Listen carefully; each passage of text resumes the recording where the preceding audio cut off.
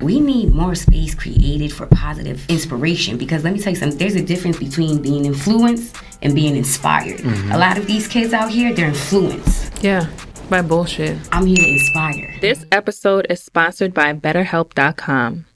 Have you ever needed a licensed therapist to talk about relationship trouble or just everyday situations?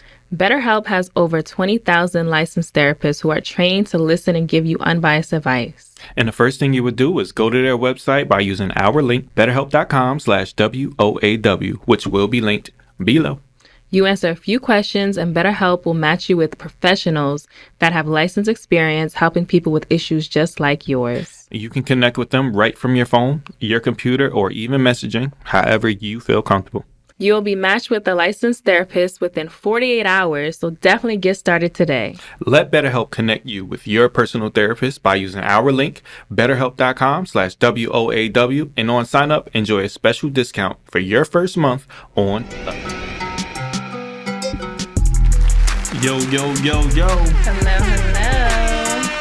What's up, coworkers? Jinx, you owe me a soda. Welcome back to the We Outside After Work podcast. I am your host, Dana. I'm your favorite host, Aaron. What's up, y'all? Hey, guys. Today we are joined by a guest, and her name is Diane. She is an author, motivational speaker, and overall amazing person. I mean, you can keep going with the introduction, like just author, poet, this, that, motivation. You're a poet too? She probably is. She probably, well versed. I got a couple of poems in there, though. Okay, so that counts. We'll add that in there. But thank you for joining us. Thank you for having me. Yes, we're excited. So just to get the conversation going, we do our icebreaker, and it's just something to relieve any type of anxiety or anything in the beginning of the show. Okay. So I'm going to ask the first question, and this was something I ran across a couple people, and they were like, this is a kind of weird but interesting question. And it is, after you pass away, right? Mm-hmm. Would you rather donate your body to science for research, become a tree, or if you had the option to put your consciousness in some type of device for your future generations to interact with, sort of like an AI hybrid thing, would you do it? So that was 3 options. Yeah. I'm going to go with the 4th. None. None? No. Okay. Let the soul be the soul. Yes. So you just want to be like... That's exactly like, yeah. What about your body, though? Just buried or cremated? I really don't think about Death too much, yeah. So I don't either, but it's gonna happen for everybody, right? Not necessarily. You know, it was a Greenland shark that was 392 years old that they just found. So you never know how old something is. I don't think humans can last that long. I believe the oldest person, like with our organs and stuff, can last to like 120. But everything just deteriorates. But, so. you know, with the way that technology is improving, the Rothschilds, they keep seeing 100 years, 100 years, 100 years. Like, you got Rothschild money? Somebody got Rothschild money. Okay. Manifest it. You will. Listen, if I get Rothschild money... Yeah, if you take care of your body. Yeah. They don't take care of their body. They just take somebody else's body. Are they clones? I don't know. They're taking consciousness. That's what they're doing. Yeah. I think I would become a tree. Aw. Yeah. You're already tall. Right. So it would make sense. Because I don't like I get it, like the tombstone, right? And it has like who you were and like the years you lived. But I just think a tree would make sense. Like I would be buried underneath and then, you know. So you would want to be buried under a tree? Yes. Okay. Or like I'd be buried and then a tree is planted on top. Got it. I get you. I'm heavy in the concussion community, so CTE. I'm serious. CTE is very like popular when it comes to a lot of former athletes who pass away, typically from suicide and different things like that because of head trauma. I actually believe that I might be suffering a little bit of it because I did track and field in college, and with high jump, every time we would practice, we're essentially falling from 7-8 feet in the air onto our heads. So typically when you see stars, that's a sign of a concussion. every time I'm falling, I'm seeing stars. So I typically think I got a little bit of short-term memory loss every once in a while. Have you went to the doctor? But they can't diagnose CTE or anything until after you pass away. So would I be willing to donate my brain? Possibly. I would actually be willing to donate parts of my brain in consciousness. Like if it's something that they can do from a medical advancement perspective and use me as a guinea pig to help somebody in the future generations, I'm kind of down with that.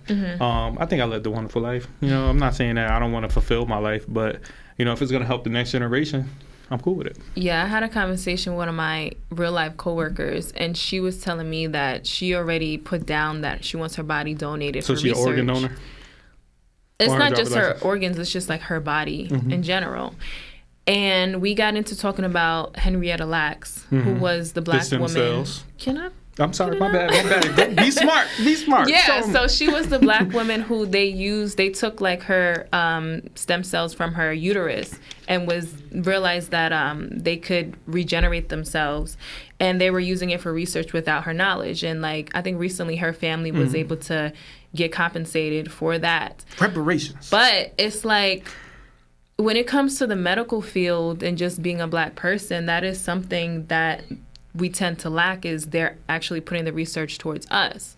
So that was a concern for one of my coworkers, because she is a black elderly woman, and she was like, she hopes her body is going to be used towards African Americans, but you don't really know. Can I give a slight disagreement? Go ahead. Because I don't think that they're not using our bodies for research purposes. I think that's exactly what they're doing. And I think that's why we see a lot more black women in fertility having issues when it comes to conception, right? Because if this kills a black woman, I won't use that on a white woman. I think a lot more of it is black people being the guinea pigs for white medicine. So back into the Holocaust and everything with the Germans, what they did was a lot of human experimentation. They used the Jews and the blacks and the gypsies and different things like that so they can experiment real life, and they can use that for the greater race. So we got to be careful with these scientists, because I don't trust none of them. I think they use and us. that's exactly why, ladies and gentlemen, I opted for option number 4. Yeah, none. Shout out to you, Diane. But I do think they use us for something that's not for us. So, okay, let's get into the second question. All right, let me get the second question going. You know, we're gonna start with you, Diane. Would you describe yourself as an optimist or pessimist? Do you think it's good to have a balance of both, or one more than the other? I would most definitely say optimistic. The terminology pessimistic itself, it's just an individual who looks at the worst possible case scenario. And I'm very big on energy. So you can literally manifest that worst case scenario with that pessimistic mindset. So I'm going to go ahead and say optimistic. And it's important. That's a part of creating your reality, right? You can either create chaos or you can either create peace. Do you consider yourself an internal optimist? Because that's like as extreme as it gets. I wouldn't really... See, I haven't got that deep. I just know. Let me tell you, I'll be honest. Yeah. Yeah, no. I would just say optimist. Most definitely. Yeah, I would agree. I think you do create your own reality based off your thought process. So if you're constantly thinking that everything's gonna turn out bad, or like nothing's gonna go well for you, that's something you are, like you just said, manifesting and bringing to life. So I would say I'm also an optimist too. And I've seen that show in different ways in my life. I do pray. I do set my intentions in the morning. And even days where I'm feeling anxious or nervous about something that's going to happen, I do feel like that helps. And it makes the situation of whatever it is turn out better than expected. And one thing Dana always preaches is the power of the tongue. Yes. So it's just a matter of, continuing to put yourself in a positive space. I consider myself an optimist more so because I need that positivity. I don't need to be walking around like, I don't think that's going to happen, or, what if?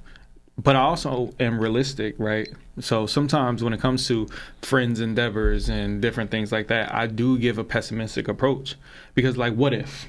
And I want you to problem solve. I want you to make sure that you're looking at things from all potential perspectives, so that you don't walk into something and get fucked up from it. So while I'm an optimist, I do think I have a little bit of both. Like, I have no problem with being a pessimist to help you see things through. But for my own life, I'm always being positive. I don't have no time to be negative.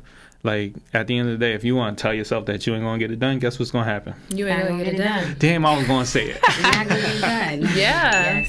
That was a Love good that. little setup. Yeah. And another little setup is we're going to jump into Miss Diane. Yes, let's get into who you are and the great things that you are accomplishing as a queen in this day and age.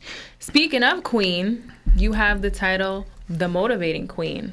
And we love that. So you are an author, but with that specific title, what drives you to give yourself that name? Did you give yourself that name, The Motivating Queen, or it just kind of happened? It's the Motivation Queen. The Motivation Queen. Motivation Yes, queen, yes, queen, yes, Sorry. queen. Okay, we got to let's copyright it. The Motivation Queen. And actually, it started off my Instagram name. That was my Okay. Instagram name for like years. Okay. So I feel like as life and I walked through my journey of life, I later in life saw and applied the Motivation Queen. Like, everything made sense from my evolved self. Like, okay, like, every challenge that I have experienced was an opportunity to learn. And that goes back to that optimistic mindset. Just shifting that perspective. You know, things will happen in your life. Yeah. Everything, every challenge is an opportunity for you to learn something. So I saw how I was able to overcome those challenges in my life with a positive mindset, positive, realistic mindset. You know, things are going to happen, and it won't always be, it may not be positive at that moment that challenge is happening, but when you actually take the time to really process that and learn from it, that's how you grow. Now, you said that you evolved into the Motivation Queen. Where did the evolution come from? The evolution came from actually like healing myself, like being raised in the inner city. Shout out to the inner cities. We're doing amazing things. But there's a lack of love amongst our people within the community. So just kind of like just sitting back, reflecting, doing the work, reading, making myself knowledgeable. And shout out to Bell Hooks, All About Love. I'm telling you guys, life changer right there. Yeah, so Is that a book? yes, the book. Okay. Who's it from? Do you know? the Bell author? Hooks, Okay. All About Love. All about love. Amazing, amazing, amazing. And what did it Wisdomful. teach you? It taught me a lot about love in itself, because you see the title and it may be like, you really don't know what it's about, but it actually takes it back to your childhood and digging up those roots. Yes. And being willing to unlearn what we were taught.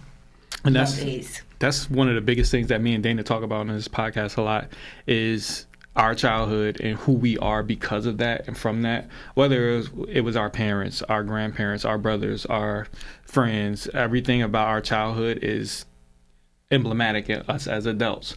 Right. So we never lose focus of that. We never lose like sight of where we came from. So shout out to Bell Hooks. You know, I'm gonna look into that. I'm definitely gonna do my homework. Yeah, you said something that I just want to get more into, which is our community isn't really filled with love. Yeah. So I can agree to that only because I do feel like, especially my family members who live in inner cities, they more so have a survival mentality, right? Where they're constantly thinking about money and bills and picking up shifts and hours, where I do feel like the emotional piece and like actually being more loving and cultivating their like children's needs in that Right. way, it kind of falls short because like it is, I guess, looked at as more important because you want to make sure you have like food on the table and you have money to pay for things that are essential. But for the most part, I do feel like the loving aspect should also be prioritized. Absolutely. So just in your experience, like, did you see that in your, like, how did you see that in your community where the love just was lacking? Just amongst ourselves, like you see people of color fighting each other in school and high school, and it's just like we should be coming together. We should be uniting. I went to many different high schools. I went to I was a little menace, guys, back in the day. That's how I listened. Dana went to a bunch of high schools too. Listen, I went to two. Chill out. Yeah, so just Irvington High School, East Side High School in North New Jersey. You just see and it's just like, why are we really fighting each other? We really need to be embracing love. loving each other. And you think it's that not comes introduced, from? and it's not introduced to our to us. Like I can't speak for everybody's household, Right. but I do know another thing I learned from Bell Hooks is that just because you know the art of nurturing as a mother doesn't mean you know the art of loving. Mm-hmm. That's deep. I like that. When you talk about love in the community, and I know we are differentiating from love in the home versus the broader community, as someone who went to multiple schools, did you see love from the administration? Did you see love from your teachers? Did you see love from your guidance counselors? I would say probably like more so my guidance counselors. I wouldn't really say the teachers either. Damn. Were there a lot of white teachers? Because this is urban It inner city usually school. is Yeah. for me. Like, which I always find kind of crazy is even in the urban communities, like there's still a more abundance of white teachers. To get paid And more. I do feel like students, from what I've seen just on social media recently, they tend to not respect them. I saw this Let's use one. a different word. Can we say not respond to them? I want to say respect, because I recently saw this reel. It looked like, I think it was middle school, and this teacher was sitting in her seat, and this black boy literally was just like coming up to her, like slapping her, but she was just sitting there like not doing anything. And it was just weird to me, because I'm like, who's wrong in this situation? Like, obviously the kid is wrong for putting his hands on the teacher, but the fact that she's sitting there allowing it to happen, it's like, how do we get to that point and someone's recording it in the classroom? Like, it's crazy. And I do feel like it goes back to love.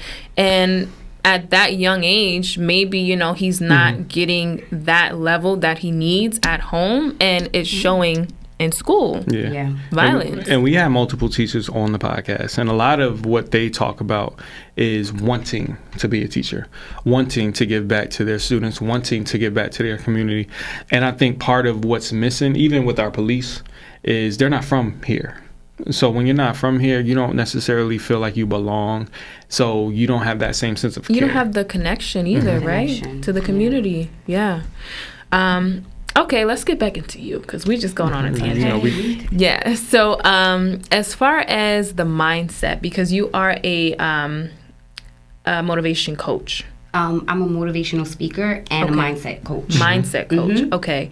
What is entailed with being a mindset coach rather than a life coach? Okay. So being a coach, there's a multitude of coaches, right? So you have a multitude of different coaches. So you'll have, let's just say, a life coach. Life coach is very broad. You need to be more specific and get down to like really what your niche is, right? Okay. So I'm all about you change your mind, you change your life. So it's about coaching is turning your pain into your power. So you're turning your pain into your power. So you may have that therapy level where you need to like go ahead and dig deep in those roots. It's not therapy, it's the step above it. So it's like once you do that inner work on yourself, now you're ready for that next level. So you're ready to take that trauma and transmute it, and you're ready to turn your trauma to triumph. Yeah. So it's all about shifting your perspective, right? You can't really skip steps in life. Yeah. So you can't get to that next level if you haven't done the inner work on yourself first. Well, speaking of steps, what steps do you think paved your way to get to this point? One, doing the work, sitting with myself. I went through a shedding phase back, and I think 2020 was the year. 2020 was the year, 2020 baby. was a lot going on for me too. What happened in 2020? I'm messing with y'all. Besides COVID, yeah, I talked about my traumas, but yeah, what happened with you in I had a good 2020? Yeah, no, I'm just saying, I feel like 2020 was the year for either people to take that deep dive reflection. yes, to slow down and see what's really going on. Yeah, Yeah, so I took that just had a time. flashback. Yeah, I took that time. Listen, that's when I was working for corporate America. I was forced to take the leap of faith. I've always had these visions. And it's interesting because how my journey started was a podcast. I started Stay Motivated. I'm at work, I'm creating my logos. I'm telling my boss, I'm like, listen, I'm about to do this podcast. He's like, motivation. Wait, you I told said, your boss "All right." that? Yeah, because we Oh, had that. okay. We had that, I was there for 7 years. I Okay. worked in corporate America, wealth management.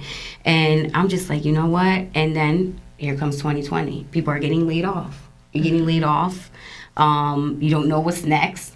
You don't know if there's going to be jobs. You don't know if you're going to go back. Like, it's just like, okay, what do I do? So I got to let go. So I feel like what happened was I was forced into taking the leap of faith. Like, you already had the idea. You was had talking about it. You was manifesting it. Yeah, I was like, so that was like, And then that's how we fast forward. Like, I took the time. Like, I shedded. When I say I shedded, I mean like those old layers that no longer served. Like, they no longer resonated. You know, there's but so much internet and so much information that you can get from internet. So I started picking up the books. And for me, Bell Hooks, she really changed my life, honestly. And sometimes it takes for therapy to be like for people to be able to transmute their trauma. Whatever works for individuals. For me, my therapy was reading.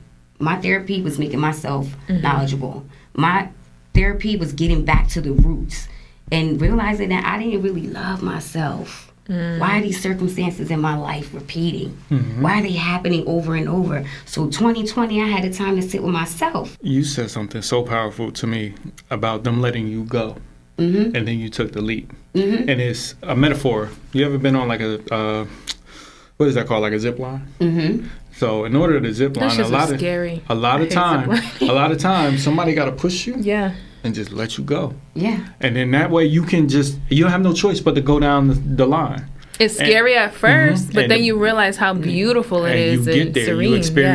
You experience the wins. You experience the hard parts. But once you realize that the end of the line is right there. It's over. You good. And that's what your story is telling me. Like, yo, I figured it out. Like, I got through my line. I got through my wins. I got through my turbulence.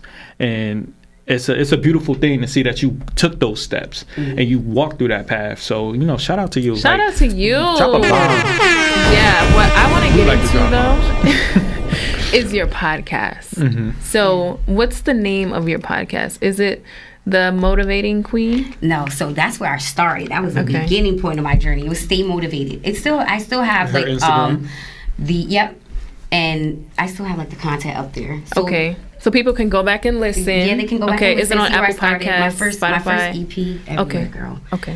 Listen, Apple, Spotify. Yes, check it out, guys. I started going on YouTube afterwards too, and then it's just I was having one-on-one conversations with individuals, and it was during that time, 2020, where it's just like we need more space created for positive inspiration, because let me tell you something, there's a difference between being influenced and being inspired. A lot of these kids out here, they're influenced by bullshit. I'm here to inspire. That's a real. We need to, time stamp that. That is some real we definitely shit. Yes, we're gonna make it real for that, because that for me, I do feel like there is so much information, and that generation like after us, it's just there's no guidance for real. You know, like who's really giving them those tips of like how to fall in love with yourself and how to like find yourself. There's not much of that, and if it is, I don't think it's as popular because, you know, it's not trendy within like amongst that age group. So that's also why we have our podcast, because we didn't want to just make a podcast based off like just current events or just dating. Like, we didn't want to box ourselves in because we feel like our stories can resonate with other people, and then having individuals like yourself on here who can give their stories and, like you said, inspire. So that's important for us. Shout out to the Hood Healer too, because she's the one who Hood Healer. She was the one who actually put me on. So like that's like my soul. She's the Hood sister. Healer. Yes. Tap in with yourself, man. Yes. Speaking of yourself, you have particular values. True, baby. You have particular values. So how are you living with your values, and how do you seamlessly integrate those into your principles? Yeah. So as far as like the motivation queen goes, so let me tell you a little bit about the book, and then we go ahead. It make sense. Yep. Okay. So the motivation queen, she's actually the inspirational superhero, and she spreads the awareness of being kind, showing love, and not giving up when challenges are faced.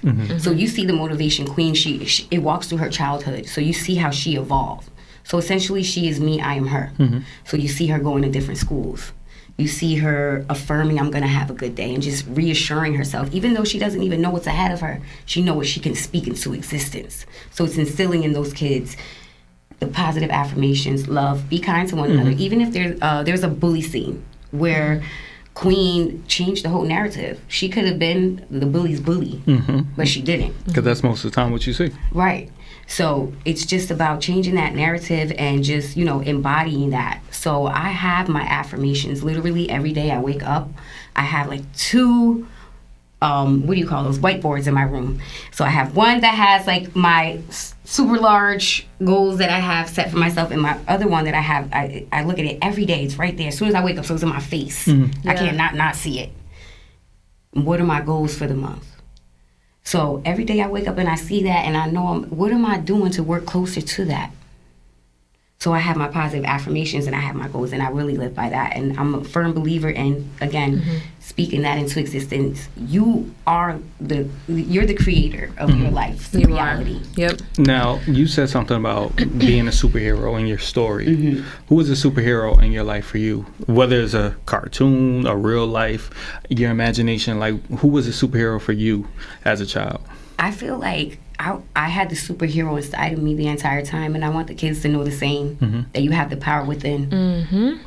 I just didn't see that before. And it takes time, right? It takes time to take those layers of just life, like all the things that you go through, and it can be like deaths in the family, it can be relationships that end, friendships that end, like all of that becomes baggage, right? And like it does take time to just shed that and really become the person that you were supposed to become, which I feel like is your higher self. Absolutely. But I do want to get back to your affirmations. Like, what are your affirmations that you see on a daily basis that help keep you going? Yeah, I am the first multi-millionaire of my family line. That's one of them.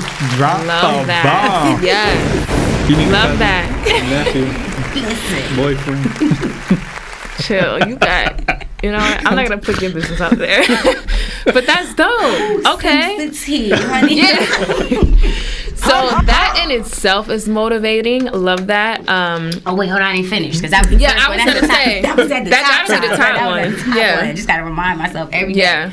I love myself. I believe in myself. I am able, and that's another big one for me too. I am able. That's the title of my next book coming out, The Motivation Queen. I am able. Is this going to be a children's book too? Or? Children's book as well. We're turning it into a series. We're doing super amazing things. Just love that. Continuing to carry on to let these children know that you are able. Don't let anybody tell you that you can't do something. Do you have of what? Yes.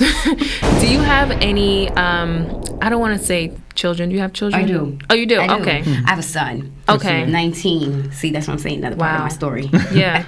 What's his name? Josley Jr. Shout out to Junior.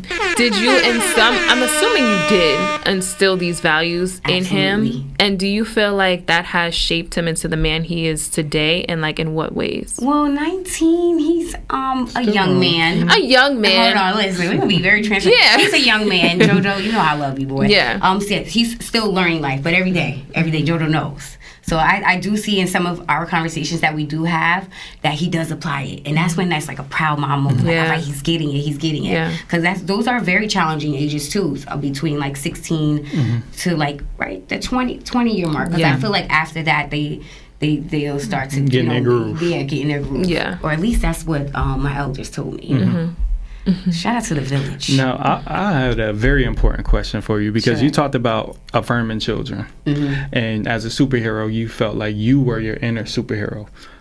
Did you get any external affirmations from your elders, your parents, teachers, and different things in your neighborhood? In my upbringing? Yep, and it's okay to say no? No. Do you think that would have changed who you are earlier, or do you think eventually you would have made the path?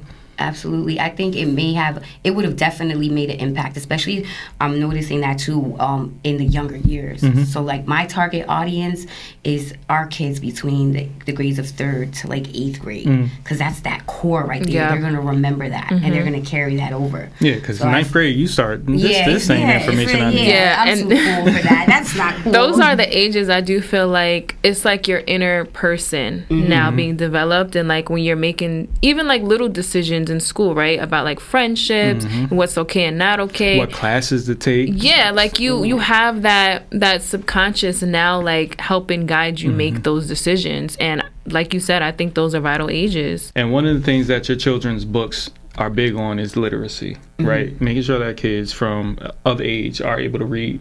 Why are you so passionate about children's literacy? Oh, because the numbers are at an all-time low. It's actually 1 in every 3 kids in the city of Newark, for example, know how to read. That's a very low number. That's sad. Now, who do you attribute that to? The statistics, like where I got that information No, from. I'm saying whose fault is that? The city, the community, because the enrichment programs aren't there. I feel like as far as like the teachers, teachers have a job to do.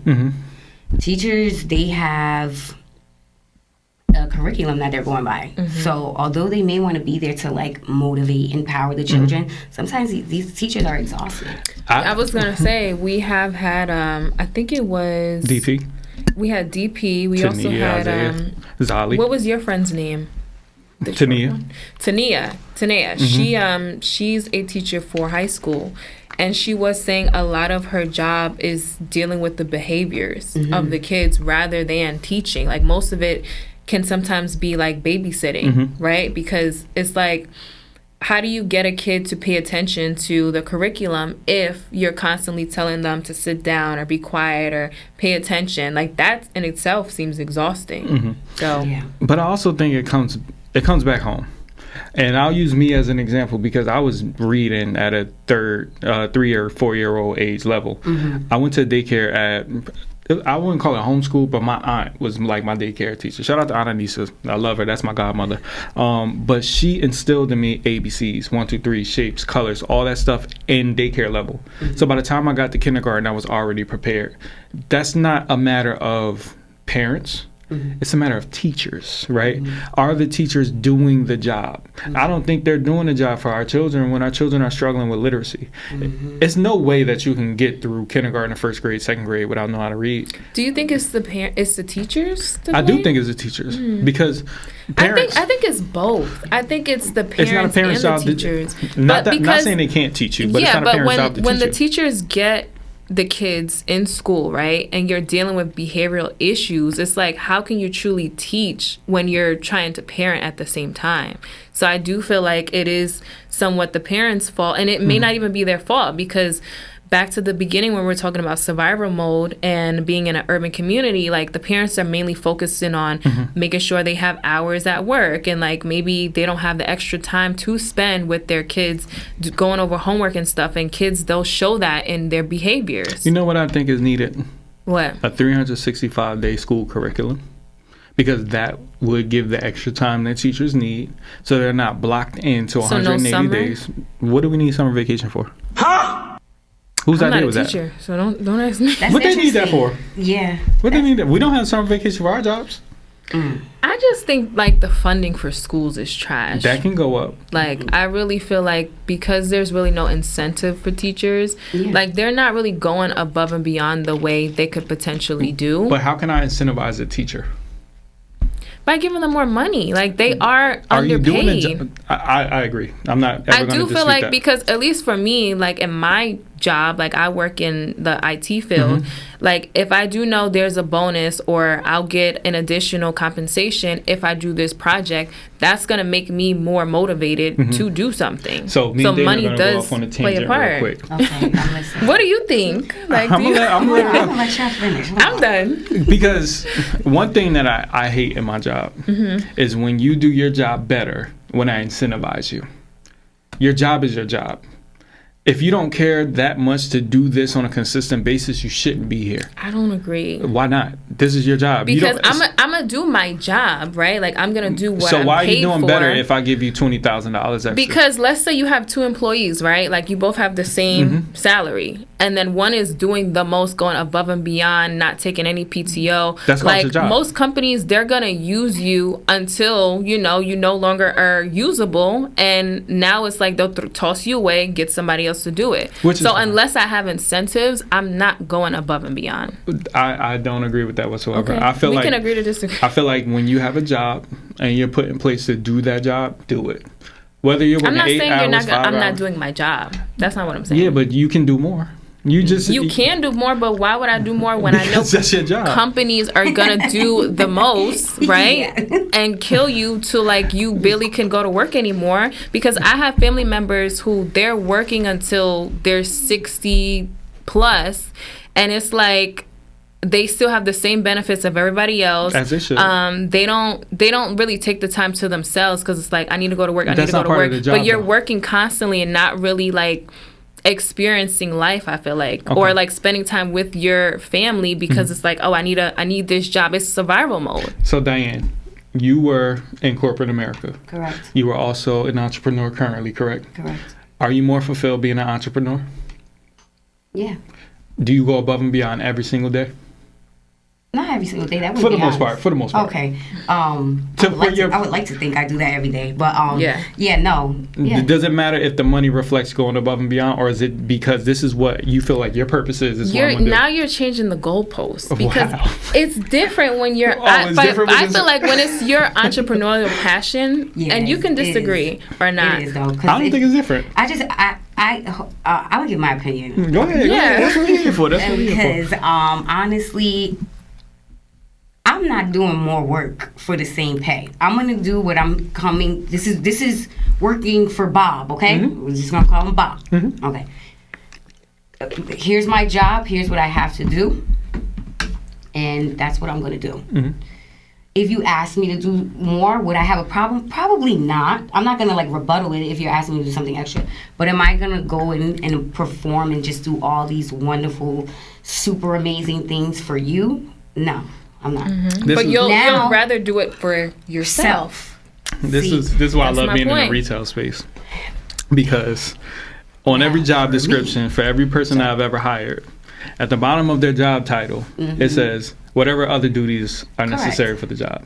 So what that means is there is no such thing as above and beyond, Okay. because if I schedule you for 8 hours Okay. and you get everything done in 2 hours, you still got 6 hours of work to do, right? Okay. That's correct. And I believe everybody understands that. So why are you not continuing to go at that same pace, that same sense of urgency, that same regard for that other 6 hours? That's not going above and beyond. That's It's not doing not. more. Is, do they really want to be there?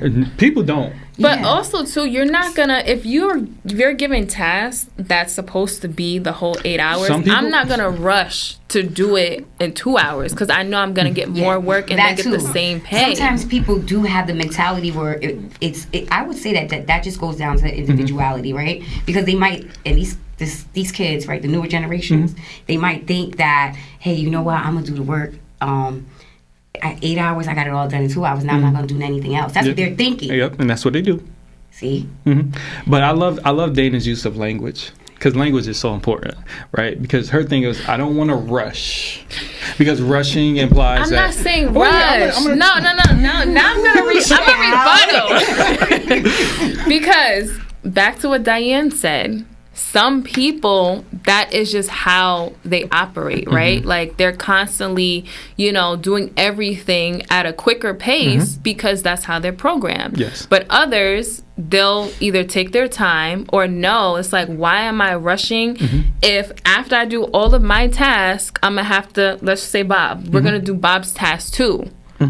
But we're getting the same paycheck. Like, it may be different in retail, but for me and like how, my industry is, it's like we're doing project-based work. And a lot of these projects require me creating a whole plan, which takes hours, scheduling a bunch of meetings, trying to like get communication with different kinds of people. And I'm going to take my time because I know all of the things that go into that. So for me to rush that and now have more projects put on top of that, it's like I don't have the bandwidth for that. Like I know how I am as a person, and that's too much in order for me to do my day job and also my passions. I believe in sweat equity. So what I do and what I put out, I'm going to be rewarded for it. It might not be from this job. They might disregard and not give a fuck, and that's completely okay. But I can't. Like, I'm that type of person. I'll use me as an example. When I used to take tests in class, I'm done a test in 10 minutes. We might have 40 minutes to do a test. Now I'm sitting there twiddling my thumbs for 30 minutes while everybody else is taking their time to finish their test. I could be doing other things in that time, and I've always been that way. So should I just work for 2 hours?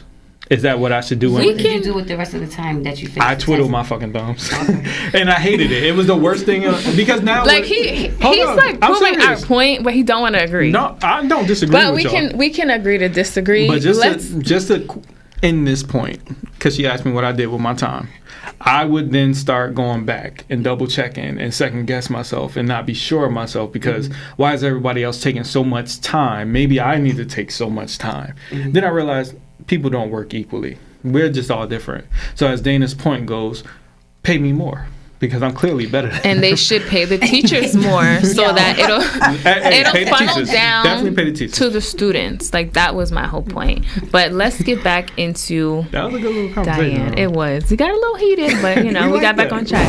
But we like that though. We like the passion. Yes. Okay. We have one last question for you, and then we're getting to the end, guys. So we just want to talk about your motivational speaking that you do. Can you give us some detail of what are the specific things that you want to portray to your audience? Like, because you talked about mindset. What specific things do you cover when you motivate people? See, that varies. It depends on who I'm working with, like what audience I'm speaking to. Because I could be speaking to children, and then I could be speaking to corporate events, or I could be at an event where it's like a open mic poetry night, and they want me to like be a poet, you know? So it varies. It varies. Yeah. But it's all things high vibrational. Honestly, it's just really reaffirming. So that is very broad. Okay. So it all depends. So then the last event you did, what was the audience? The last event I did was in Ghana, Africa. I wanted to get into that. Oh, yeah. Yes. Yeah, so let's just get into Ghana real quick. You recently just came back, right? Yes, I did. So who was the audience? Obviously, you Ghanaians. went. Yeah, but was it children? Yeah, it was children. It was children. Honestly, Ghana's very hot. So, very hot. So I was outside. What was the temperature? What was the temperature? I think it was like 98 degrees with like 2,000% humidity. 2,000%? Yes, honey, I think that's an arbitrary number. I think she made that up. Damn. No, it was really hot. Probably like one of the hottest countries I've ever been. It's just humidity. Okay. Yeah, so we were outside for a short time. Actually, the kids were 3rd to 8th grade. So, girl, they outdanced me. If I could show you a clip of them kids outdancing me, I said, oh yeah, sure. You could send it to me, and I can put it on the screen. I'm still learning, all right? But yes, so with them, I briefly spoke to them, very, very short, and we were just doing our affirmations. I had them speak. I reaffirmed to them, kind of read some of the book, but yeah, and then we had to. What book? I was gonna say her book that she read. I was gonna say Motivation Queen, y'all. with with the language barrier. Do you think that played a part, or they were able to? No, they actually translate? in Ghana they teach them English, so they're learning simultaneously. They speak Twi, Akwaba, that means welcome. Oh, look at you. Akwaba. Okay. Akwaba. Yeah. And then you say Madasi. Say it with me. Madasi. Yes. What is that's Madasi? Yeah. I like that. What does that mean? It means thank you. Like thank you. So Akwaba is just like for coming to outside the door. There you go. All right, Madasi. You gotta add a little right up in there. Yeah. So it was amazing. It was amazing. So that was different. That's why I tell you it really varies. Okay. But all things high vibrational. All things positive. You just need more of it. You know? Now, we know you get paid for this, but we're going to ask you a little quick question. What was the topic of motivation to the Ghanaian kids? The book, actually, I introduced them to the Motivation Queen, the superhero, and just let them know you're powerful. You're loved. If no one told you today, you guys are loved. Oh, thank you. Thank you. You're welcome. No one told me today. I think my heart But my parents told me it yesterday when I went to visit them. Oh, you see? Shout out to my Yes. You know, she posted a video of them on Instagram. That was from It had New nothing to do with Year's. her, even though it's about personality. That's how we are together. What She you was so mean? quiet. She was so quiet. Dana ain't It never was that New quiet. Year's and I was tired. It was 12 o'clock. I don't stay up anymore till 12 a.m. I'm 'Cause asleep she by old like lady. 10 o'clock. She Yeah. washed. Are you done? Bro, what are you talking about, man? Right. Okay. Well, let's get into our last segment, which is our happy hour moment.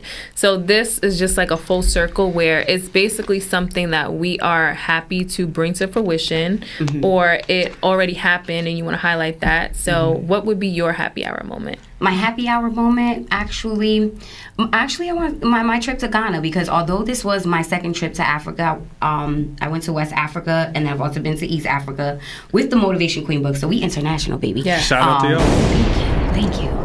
Do the work. I tell people all the time, you gotta do the work. If you don't do the work, you don't get the results. There's no handouts. And I like the fact you're going to Africa. Yes. Because usually people will go to Europe, right? And like, have you been to Europe? No. Okay. So You don't you need to started go in Africa, right? Like to the motherland. And I do think that's amazing. So shout out to you for that. Thank you. Yeah. So that's my happy hour moment. Like I've always, before I became an author, I've always like just envisioned just going back, just like helping in the schools, like however. And then it was like, voila, Yeah. here's the book Are you a citizen?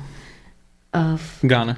no, I'm not. Because I know a lot of times when I'm like, should I be? yeah, a lot of times. I want to be A lot of times when dual people, when citizenship. black folks go into Yeah. Ghana and a bunch of those West African countries, they offer honorary citizenship. So I know Raph, he was here with the program. He's Okay. an honorary citizen of Ghana, if He I'm not is? mistaken. Mm-hmm. Oh, wow. I didn't know that. Yep. I have to That's look into dope. that. Yeah. Because the way America's going. Honey. It's our America, though. So Is it? It is. Okay. It's always going to be a country of the people, for the people, It's by the people. ours. Yeah, we're not going to get into the political side because we definitely have some thoughts.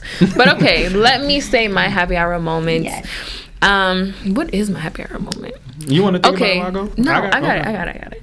So today is Sunday, and this weekend I feel like I've been on go as usual, but it was very productive.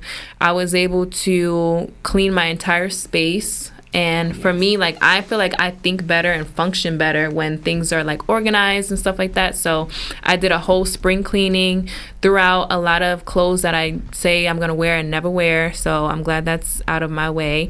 And I got my hair done. So yeah. And it took, thank Fleeky. you. Yeah, it took, how long did this take? 7 hours. I got there at 8 a.m. I was done around 2 p.m. So that's 7 actually hours. shorter than 6 I thought. hours. Yeah, usually it's 7. Like I'll be done around like 7 o'clock. But my hair was shorter than I anticipated because I wanted it waist length. So I felt the way. Yeah, but whatever. Shout out to them though. Did they start at waist length and you cut it, or did you just leave it at that length? I'm just asking. I don't know. No, I didn't cut it. 'Cause But my like, homegirl, but I left and it was like this. So I didn't they really gave get you a to bob. see. No. So when I put it like this in the front after I left, I was like, wow, this is shorter than I Okay. thought. I wouldn't have paid for it. My mom said that too. But it's still nice though. That ain't what I asked It for. is beautiful. It is beautiful, but that ain't what I asked Look for. at us matching. Yeah, the blonde. Okay. My braids is tight. Yeah, so that's my happy hour moment. My happy hour moment is I'm actually going to give a huge shout out to my baby sis Tiffany. She's graduated from med school today. She's literally at the moment. She sent me the link. 2 o'clock her graduation started. She's in Ohio right now, getting her white coat. So You're missing it. I know, it's all good. I told her it's all love. I actually shout out her sister a couple of, like, literally one of our first episodes, her sister Brittany, because they traveled a lot, and she gave me the perspective of like really just going somewhere and just being in your own self. Stop worrying about the world around you and just live life and love life. And I love life for Brittany and Tiffany, so shout out to you, Tiffany. Love you to death. Shout out to you, Tiffany. Congratulations. Shout out to the whole family. Congratulations. And rest in peace to Missy. We know we love Missy, so Missy's her dog, so their dog, so that's our baby. So that's all I got. Beautiful. Okay, well, we are at the end, guys. And Diane, do you have any last what? Can I ask her one question? Okay, go ahead. As a motivator myself, Okay. I typically pull motivation out from the air. Okay. Like if I see curtains, I would say, hey, the curtains will eventually open for your life and blah, blah, blah, right? I'll come up with some type of motivation. Where does your inspiration to write, to create, to have that book, where does it come from? I've always been a writer. Like I do a lot of journaling. So like, especially when I travel, usually en route or on the way back, I'm writing. So my love for writing has since I was younger. Since I was younger, I had a little Dear Diary. You know about Dear Diary? I don't think she Yes. she was born in have 2000s. I have 2 diaries. I was not born in the 2000s. I was born in 1994. He's just trolling and being obnoxious. But Yeah. So yes, I know what you're talking about. Yes, I have 2 diaries. That's where that's where that came from. So yeah, I do a lot of writing. Well, shout out to you, because it translates, right? It translates into the children that you also want to see them read, and then eventually want to see them write themselves. Yeah. So big shout out to you. Thank you for your presence. Yes, and energy. thank you for coming, Diane. You dropped a lot of gems, and we highly appreciate that. And if anybody else wants to come and drop a lot of gems daily, gems like Dana, feel free to hit us up at woawpod@gmail.com, so that way you can join this illustrious seat. Yes. You know, it's a fun seat, ain't it? We have some fun. That sounds sarcastic. No, she likes sitting next to me. This is my future friend. Yeah, okay. All right, guys, I'm hot, so we are gonna end this episode. That's what it was. I thought it was vibe, man. We're gonna end this episode here. So we outside and we out. That's crazy. You know?